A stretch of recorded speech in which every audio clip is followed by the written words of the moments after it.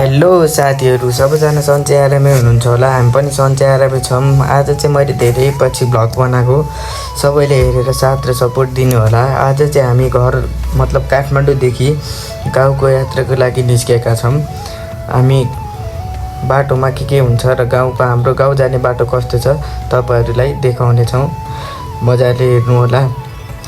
यी गाउँ जाने बाटोहरू चाहिँ अहिले पहिला चाहिँ अब के हुन्थ्यो भने होइन, अब हिलो हुने, गाडीहरू दुर्घटना हुने हुन्थ्यो नि त पहिला, विकास नहुँदा। अब अहिले त विकास हुन्छ। हाम्रो गाउँको बाटो चाहिँ अहिले राम्रो विकास भएर यहाँ चाहिँ पहिला गाडीहरू चाहिँ लास्टै फस्ने, कहिले दुर्घटना हुने, कहिले पल्टिने टाइपको हुन्थ्यो। अहिले चाहिँ यसरी मजाले ढलान गरेर धेरै राम्रो बनाइसकेको छ। हाम्रो गाउँलाई चाहिँ यस्तै विकास गर्दै जानुपर्छ हाम्रो गाउँ चाहिँ, त्यही भन्छु। र मजाले भ्यू हेर्दै तपाईँहरूलाई देखाउने छौँ, ल हेर्नु होला। अब आफ्नो गाउँको बाटो राम्रो नराम्रो त भन्न मिल्दैन, अभियसली नै राम्रो छ भन्नु परिहाल्यो होइन गाइज। अब राम्रै त छ नि, हेर्नु गाइज होइन। अब राम्रै छ, राम्रै भन्नै पर्यो। अब आफ्नो गाउँको बाटोलाई त नभन्ने कुरै भएन होइन।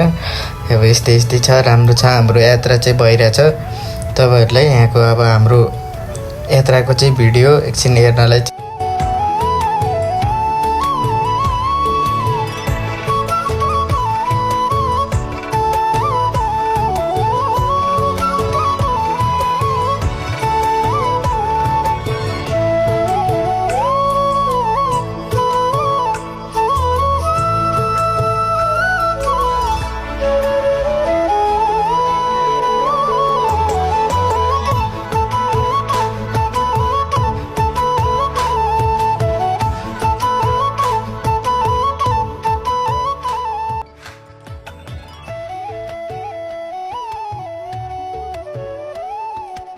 कति भ्यूहरू मात्रै देखाउनु है गाइज। तपाईँहरूलाई चाहिँ मेरो फेरि बोली सुन्न मैले लागिरहेको पनि त हुनसक्छ, त्यही भएर मैले चाहिँ एकछिन त्यति भ्यू देखाएर चाहिँ फेरि मैले बोल्नलाई कन्टिन्यू गरेँ।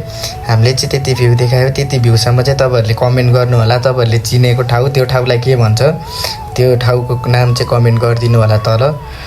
अब यसै गरी हामी चाहिँ अब बढ्दैछौँ। हाम्रो मतलब गाउँ जाने क्रम चाहिँ भइरहनै छ।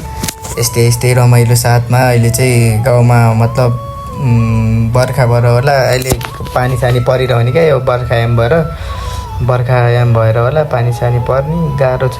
गाह्रो अहिले चाहिँ जे होस् खुल्ला भएको छ है। आज चाहिँ अहिले कतिखेर पानी पर्छ थाहा हुँदैन, त्यही भएर हामी चाहिँ सरर गइरहेछौँ। साँच्ची एउटा कुरा भन्नै बिर्सेर, हाम्रो गाउँ चाहिँ करिब काठमाडौँबाट नुवाकोट आउनलाई, हाम्रै गाउँसम्म पुग्न चाहिँ करिब काठमाडौँबाट लगभग 3.5 घन्टा या 3 घन्टासम्म चाहिँ हामी हाम्रै घरसम्म पुगिसक्छौँ। र हाम्रो गाउँमा चाहिँ निकै राम्रा सुन्दर ठाउँहरू छन्, जस्तै कि दुप्चे मन्दिर छ, नुवाकोट दरबारदेखि लिएर धेरै राम्रा ठाउँहरू छ। तपाईँहरू पनि भिजिट गरिदिनु होला हाम्रो गाउँमा।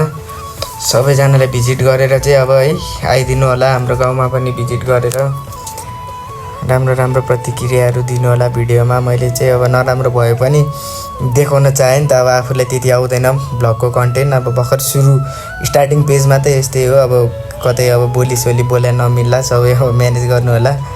अब त्यही त हो नि, सबैहरूको साथ र सपोर्ट गरिदिँदै जानुभयो भने त अझै मैले हौसला पाउँछु र अझै राम्रो गर्दै जानेछु भन्ने आशा राखेको छु। त्यही भएर सबैले लाइक एन्ड सब्सक्राइब गर्ने, मजाले हेरिदिने, सबैलाई सेयर गरेर अब के हुन्छ, अब कमेन्टमा हुन्छ नि त, राम्रो कमेन्ट गरिदिनु होला। यति भन्दै फेरि म तपाईँहरूलाई फेरि भ्यू देखाउँछु। धन्यवाद, हेर्नु होला एकछिन भ्यू।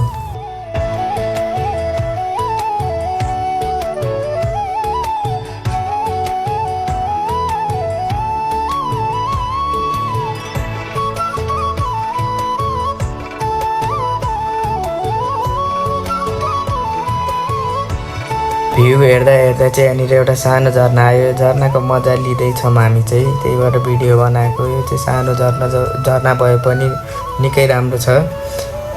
यो झर्ना चाहिँ अब मानव न अवस्थित ठाउँमा चाहिँ यसो मुखसुख धुनलाई राम्रो हो। यहाँ चाहिँ सानो मन्दिर पनि छ। तपाईँहरूले सबैजनाले भिजिट गर्नै पर्ने हुन्छ हाम्रो गाउँ चाहिँ एकचोटि है। त्यसै गरी फेरि हाम्रो यात्रा सुरु भइसकेको छ, फेरि पनि हेर्दै मजा लिनु होला।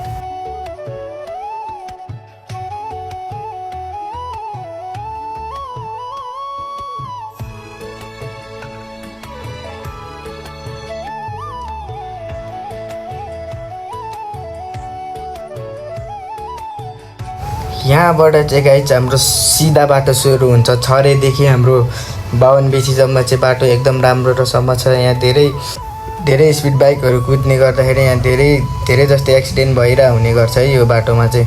हस् त धन्यवाद। अब हामी हाम्रो गाउँमै पुगिसकेको छौँ। यो चाहिँ हाम्रो गाउँ हो।